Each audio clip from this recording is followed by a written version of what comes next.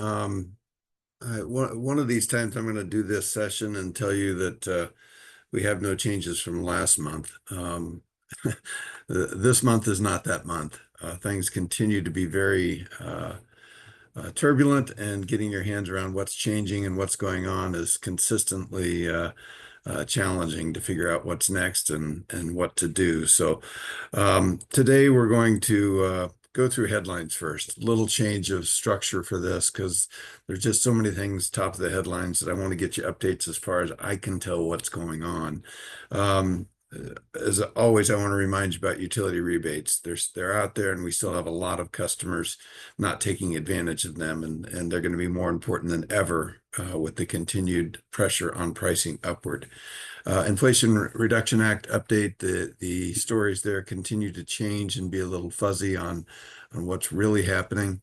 A2L updates continue to be prevalent as people are moving more into A2Ls all the time. And then, of course, tariffs are a big factor we need to talk about. So that's what we're going to cover today. And let's start with the headlines. You may have seen this: the DOE postpones HVAC efficiency standards.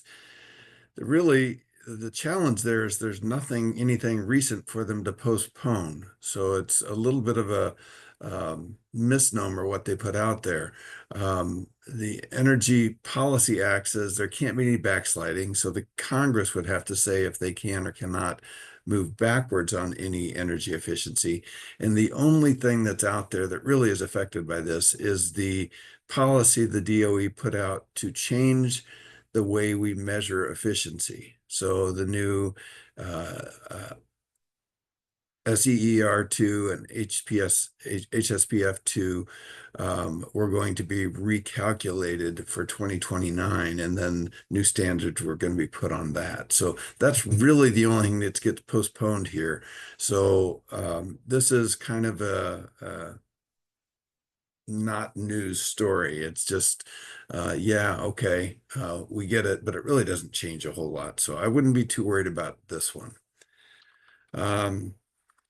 Next, let's talk about tariffs. So 25% on all steel and aluminum imports. Big deal for us. Obviously, our products contain a lot of steel and aluminum, and a lot of those are imported now. And will continue to be because we don't have the steel making capacity to really replace all of that. Yes, can we get more? Absolutely.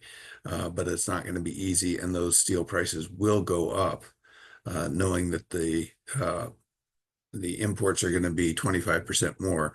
Those steel and aluminum manufacturers in the U.S. won't just take the price advantage and pass it through. They will put it in their pockets. So we will see increases because of that. 25% tariff on all imports from Canada and Mexico. And this one's back and forth, of course, and a little fuzzy still, but as of right now, it's in place. And being a manufacturer, and most every manufacturer in our space is getting stuff from Mexico. So it's a big challenge for the industry, something we're going to have to measure, and we're going to continue to see pricing on that.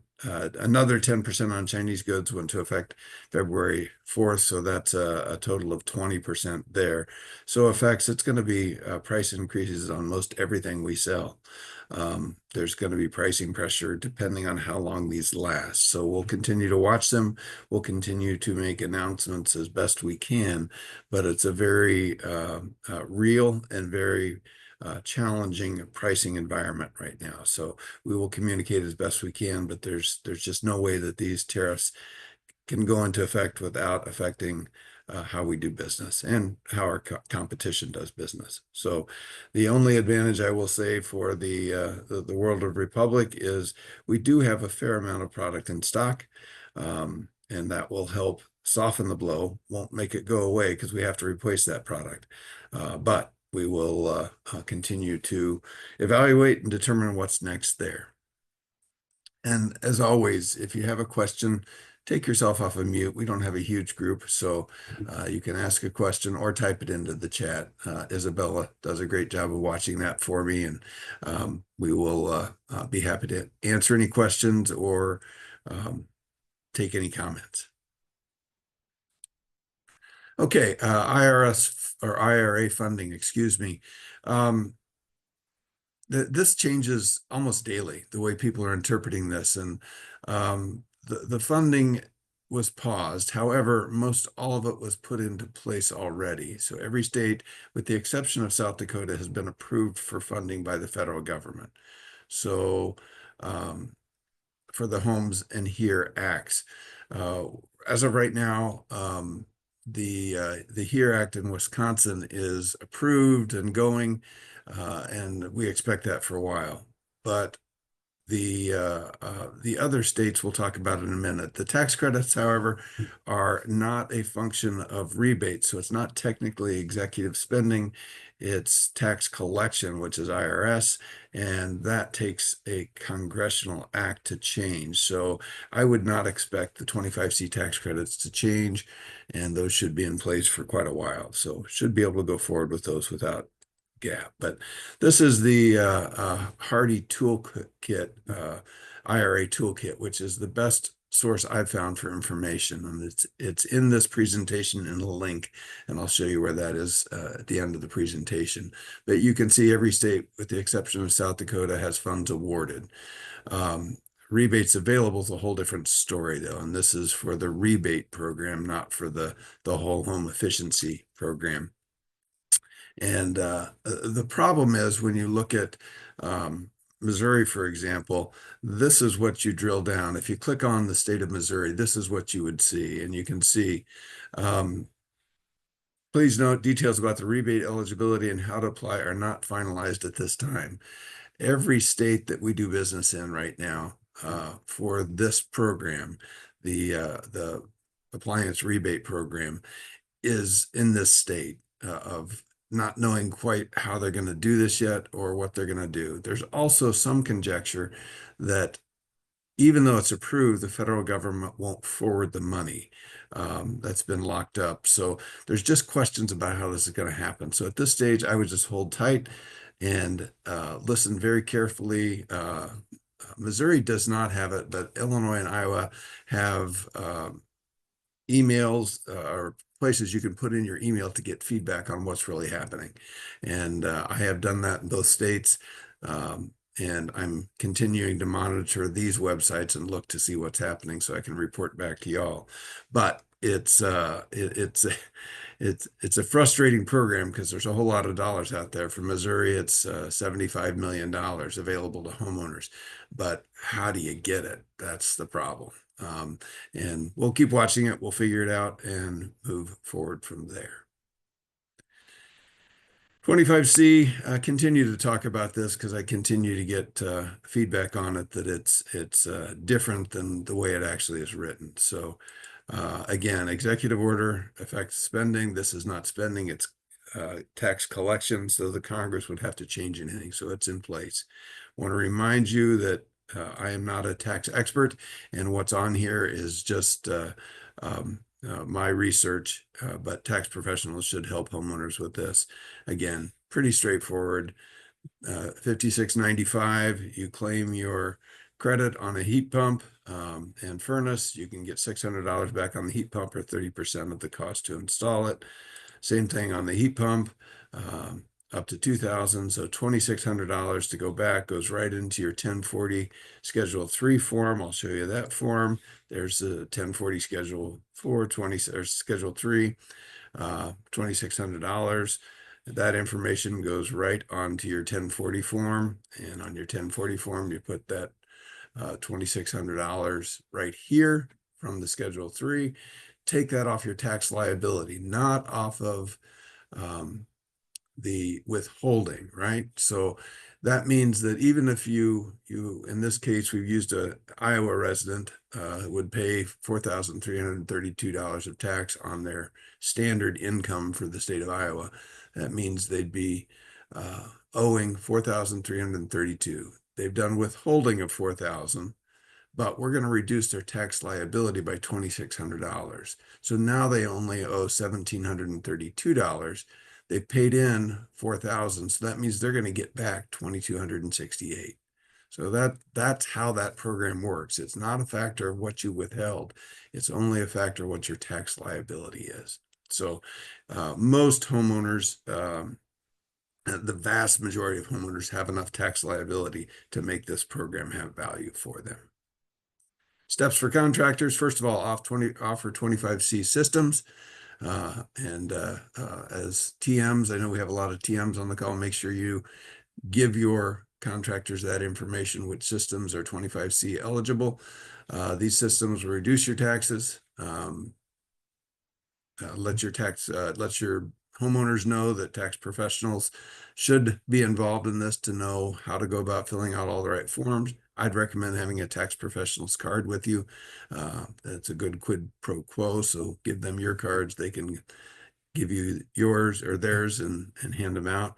And then be sure on your invoices to put the proper ratings and state that it's 25C eligible.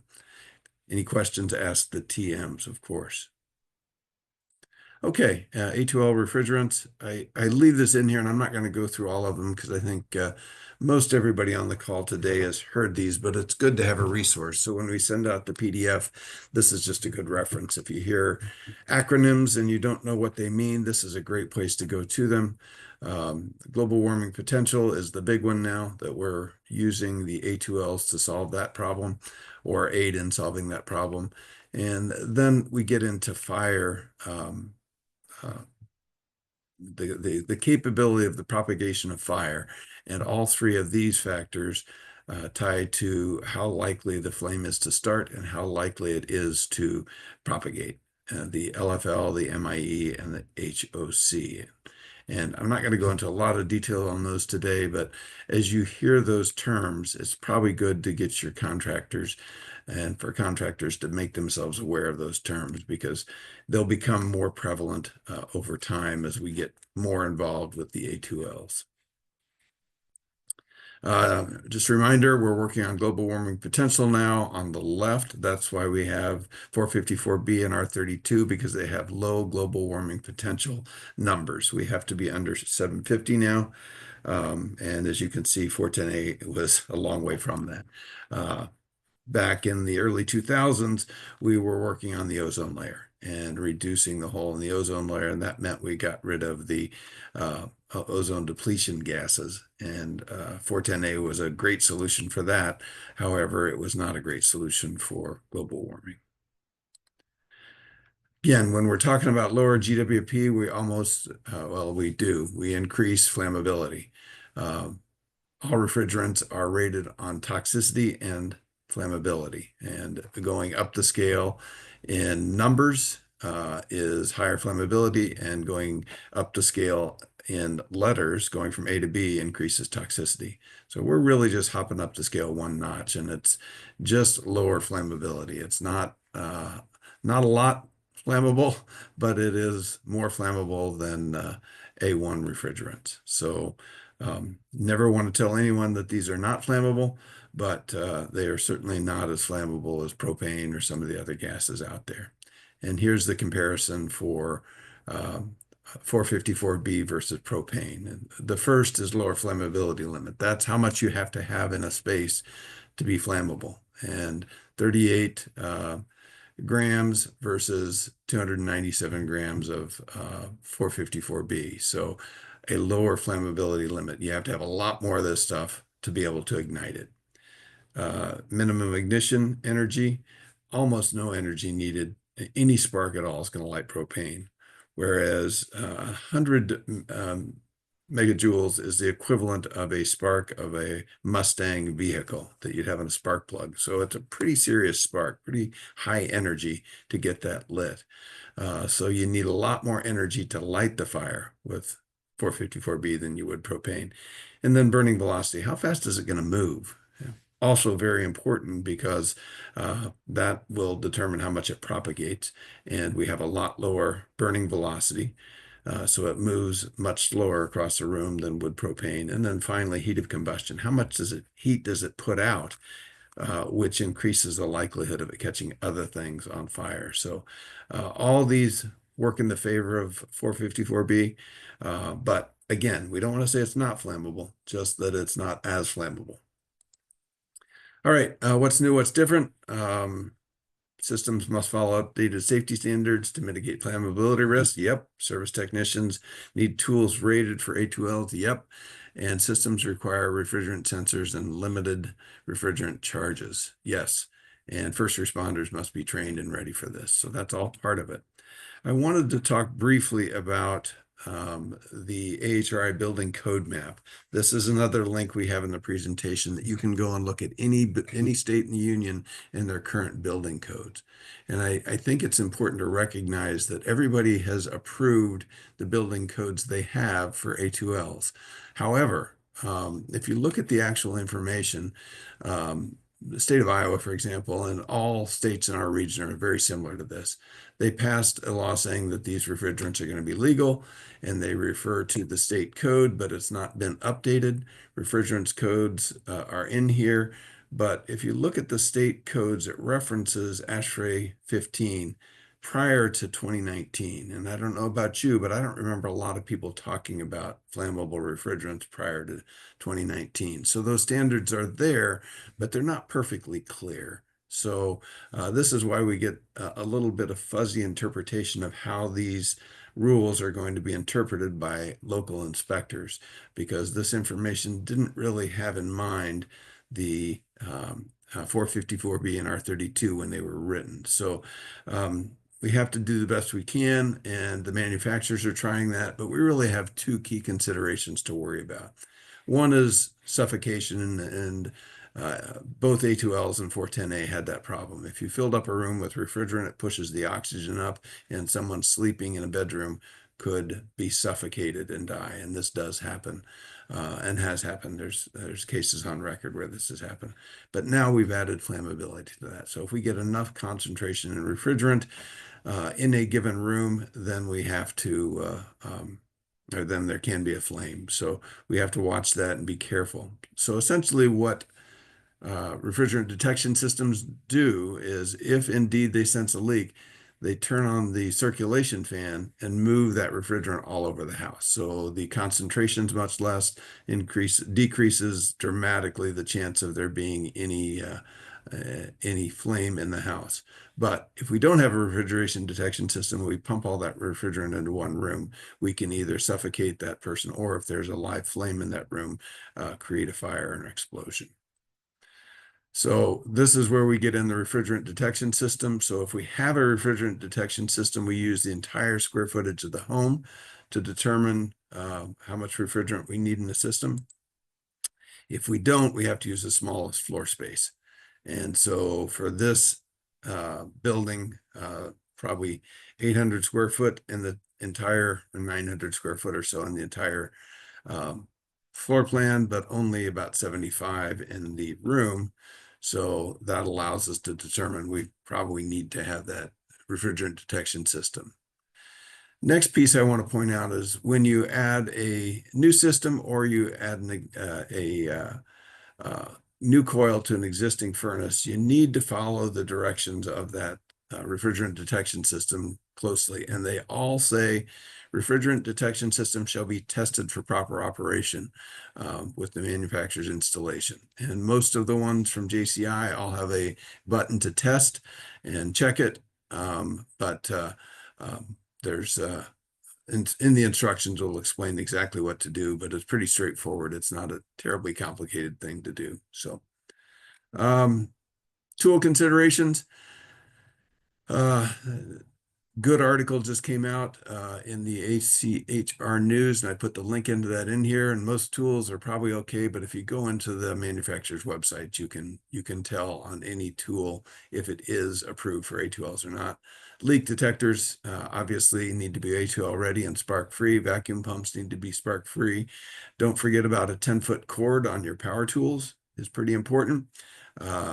Need to consider line set cleaner. If you're going to be going from a 22 or 410A, running that line set cleaner through for the new refrigerant becomes important. And then electronic manifolds gauges have programming in them, and sometimes that programming is not updated for A2Ls. Make sure that you're checking that and working on that. Another important factor is the storage tanks. Non-refillable cylinders that you will get with 454B and R32 have a new type of vent on them, as opposed to what we had with 410A and 22. That was a one-time use. So it would just, if it got too pressurized in there, it would blow and it'd be done. With these, they just seep out a little bit of gas at a time.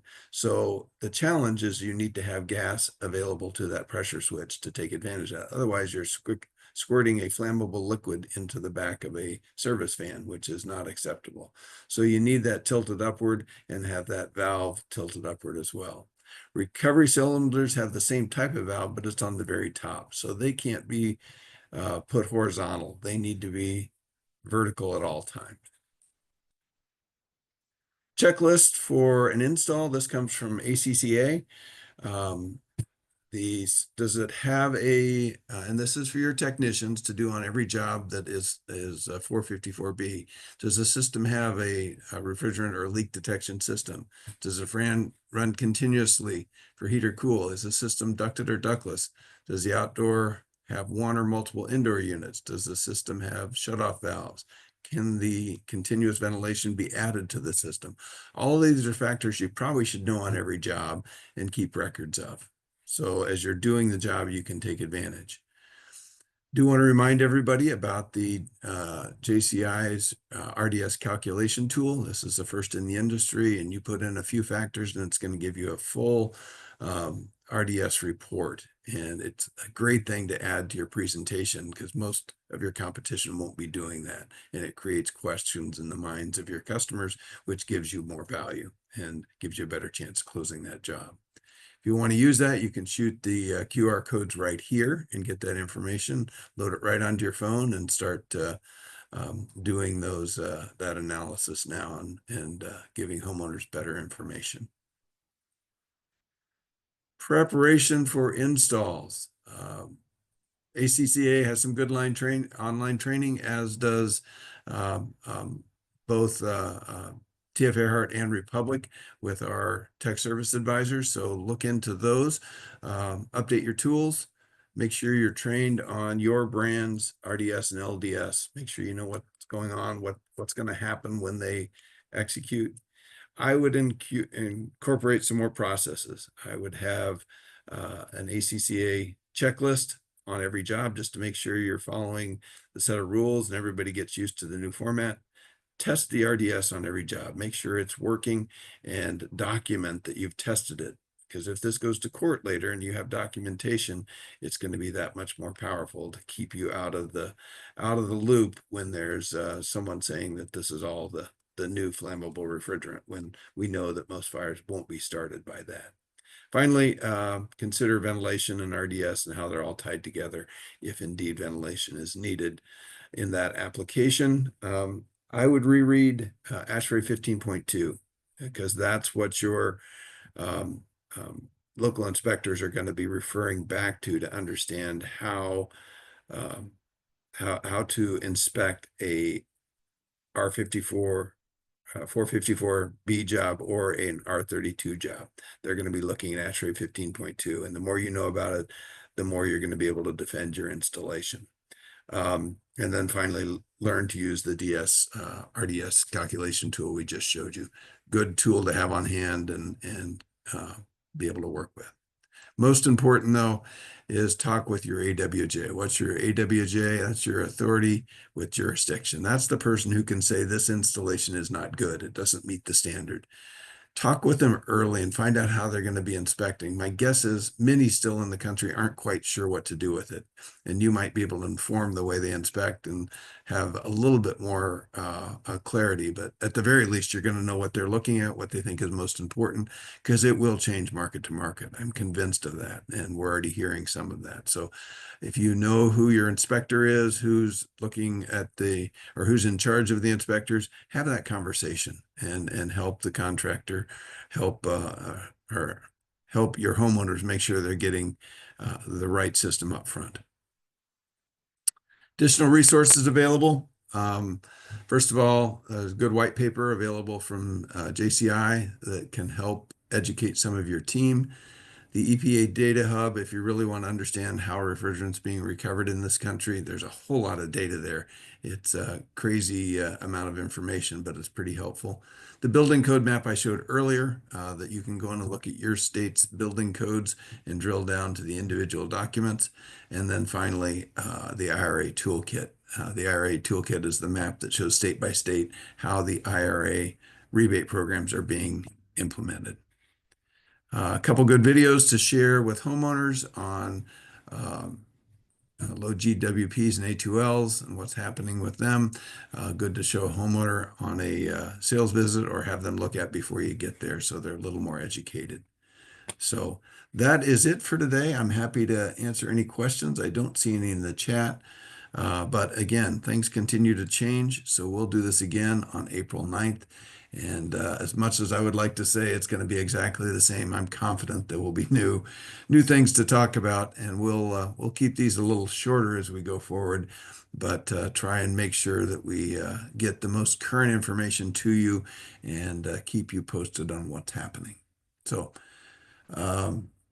Sean, thank you for the comment. I appreciate it. And we're doing what we can, try to keep you up to speed, and we'll keep doing that. So everybody have a great Wednesday, and we'll look forward to talking to you again next month. Thanks all. Thank you, Andy. Thank you, Bob.